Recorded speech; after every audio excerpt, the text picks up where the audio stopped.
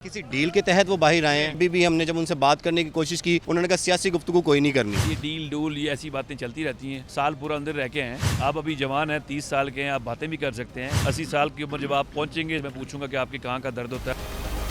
चौधरी बरादरान ये जो case money laundering चल रहा है, इसमें भी जो लॉयर तबके के ऑफिस बॉय थे उनके अकाउंट्स भी सामने हैं। उनको इससे कंपैरिजन न करें, उनके तो अरबों रुपए के अकाउंट्स थे और फिर भी सब कुछ होने के बावजूद भी इन्हीं अदालतों के अंदर यही FIA थी, इन्होंने आके अपने उनके केसेस विड्रॉ कर लिए। मुनसिलाई के खिलाफ तो ऐसी कोई चीज़ नहीं है कि उसका अरबों रुपए किसी अकाउंट से निकला हो।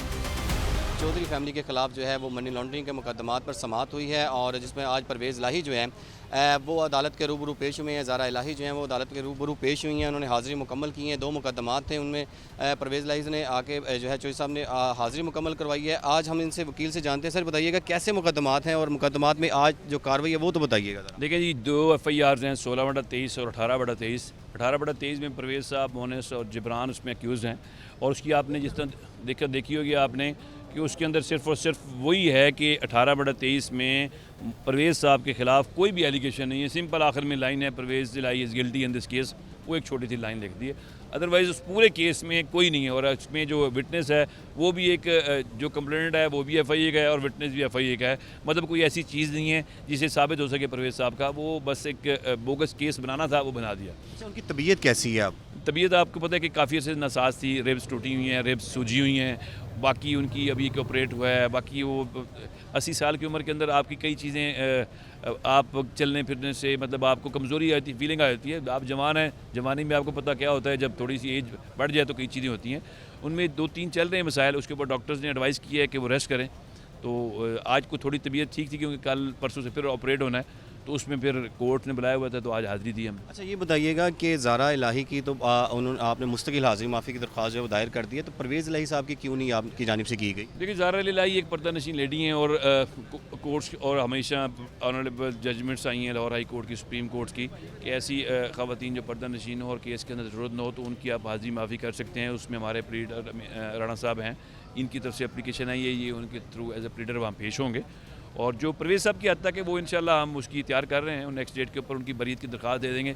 जब केस में कुछ भी ना हो तो फिर मुसलसल आना जाना वो अदालत का वक्त भी जा होना है, सबको होना है, तो इंशाल्लाह नेक्स्ट डेट तक हम इनकी हाज़िरी दे देंगे बरीत। अच्छा, मोनस इलाही को इश्तिहारी करार दे दिया है और साथ उनके जो जायदाद हैं और ज़ारा इलाही की भी जो अकाउंट्स हैं उनको मुजमिद कर दिया गया है। क्या समझते हैं आप? अभी ट्रायल होना बाकी है और अभी इनको सब कुछ आना बाकी है, उससे पहले ही प्रॉपर्टीज़ को मुंजमद कर देना, शेयर्स को मुंजमद करना, ये कानून में है? देखिए, गलत चीज़ें देखें, जो कानून कहता है या आइन कहता है कि हर बंदे को बिज़नेस करने का राइट है और पाकिस्तान के अंदर अगर बिज़नेस होगा तो बाहर से भी लोग आएंगे, यहाँ के लोग भी आगे काम कर सकेंगे। फैमिली तो साथ इन्वॉल्व होती हैं आपकी किसी भी बिज़नेस के अंदर। आप किसी के अकाउंट बंद कर देंगे, चीज़ें बंद कर देंगी तो उससे लोगों का रोज़गार छीन लेंगे, ये नहीं होना चाहिए। और कॉन्स्टिट्यूशन इस बात की परमिशन देता है कि आप किसी को भी काम करने से ना रोकें, कारोबार करने से रोकें। अच्छा, ये बताएं, मनी लॉन्ड्रिंग में हमने देखा है शरीफ फैमिली के जो अकाउंट्स सामने आए थे, बेनामी अकाउंट्स, मकसूद चपड़ासी और दीगर जो थे वो अकाउंट सामने आए थे। हमने देखा है कि चौधरी बरादरान ये जो केस मनी लॉन्ड्रिंग चल रहा है, इसमें भी जो लॉयर तबके के ऑफिस बॉय थे उनके अकाउंट्स भी सामने आए, उनसे मनी लॉन्ड्रिंग ट्रांजैक्शन सामने आई हैं। देखिए, उनको इससे कंपैरिजन न करें, उनके तो अरबों रुपए के अकाउंट्स थे जिनको चपड़ासी या फलां के नाम पे, और फिर भी सब कुछ होने के बावजूद भी इन्हीं अदालतों के अंदर यही FIA थी, इन्होंने आके अपने उनके केसेस विड्रॉ कर लिए। कहा जी हम उनके खिलाफ केस नहीं चलाना चाहते, तो निकाल दिए। हमारे खिलाफ तो मोनस इलाही के खिलाफ तो ऐसी कोई चीज़ नहीं है कि उसका अरबों रुपए किसी अकाउंट से निकला हो। उस पूरी FIR के अंदर आप देखें 121 मिलियन लिखे हुए हैं, 12 करोड़ की अमाउंट लिखी हुई है और वो 6 या 7 लोग बताएं कि उनके अकाउंट्स में पैसे डिपॉजिट होते रहे।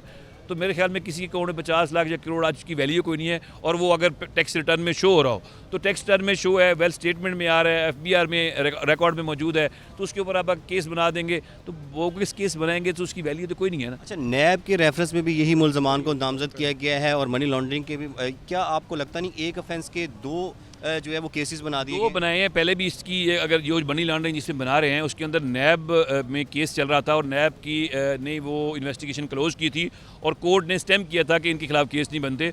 उस टेन्योर को भी बीच में शामिल करके मनी लॉन्ड्रिंग में शामिल किया गया है। तो एक दफ़ा बंदा किसी केस के अंदर क्लियर हो जाए, बरी हो जाए, उसके बाद आप उसी चीज़ को उठा के दूसरे केस में करें तो डबल जेपर्डी का केस है। तो इसमें कानून यही कहता है कि उनके अंदर हमेशा बरी किया जाता है। लेकिन अदालतों का सिस्टम है, वो सिस्टम चलना है और चलने के बाद ही टाइम के ऊपर इंशाल्लाह जाके वो बरी होंगे। टाइम तो फिर ज़्यादा लग जाएगा। आप कह रहे हैं कि टेनोर जो है वो, जिसमें हमने भी देखा नैब में रेफरेंसेस बंद हो गए, तो कब तक ये चलेगा? फिर आप अदालतों में फेस भी कर रहे हैं, तो फिर लंबी तारीखें दी जा रही हैं, क्या वजह क्या है, लिटिगेशन क्यों है? क्या करें? अब पाकिस्तान का सिस्टम ऐसा है कि अदालती सिस्टम के अंदर आपने कभी छुट्टियाँ, अब आजकल छुट्टियाँ चल रही हैं, छुट्टियों के अंदर कभी कोई मौजूद नहीं है, कभी प्रोसिक्यूशन मौजूद नहीं है, कभी उनके पास प्रोसिक्यूशन के पास एविडेंस नहीं है, क्योंकि एविडेंस अभी कलेक्ट कर रहे हैं। एविडेंस कलेक्ट करने से पहले मीडिया के ऊपर हमारी सारी ये भी बता दिया गया, फलां कर दिया, फलां कर दिया, लेकिन अभी तक जो डॉक्यूमेंट्स हैं, डॉक्यूमेंट्स के अंदर तो ऐसी कोई चीज़ नहीं है।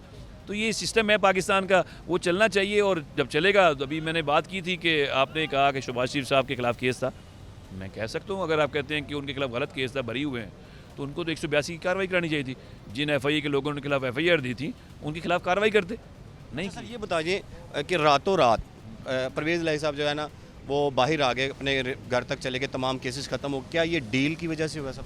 रातों रात वाली कौन सी बात है यार? पिछले 1 साल से सर जब वो बाहर आए हैं जेल में, तो वो नहीं बाहरों ये है ना, उसके खिलाफ जो जितने भी केसेस है, सब केसेस के अंदर उनकी बेल हो चुकी थी। लास्ट 2 केसेस थे जिनके अंदर बेल की श्योरिटी बॉन्ड जमा होना था, वो भी उस दिन हो चुका हुआ था। और ये हमने आलमोस्ट 3 साढ़े 3 बजे करीब वो श्योरिटी बॉन्ड क्लियर हुआ है। जब श्योरिटी बॉन्ड क्लियर होने के बाद वो शाम को 6-7 बजे के बाद रोक कर जाती है। जब रोक कर गई है, जब जेल के पास, जेल वालों के पास और कोई केस नहीं है, तो जेल वाले बगैर किसी केस से रख नहीं सकते।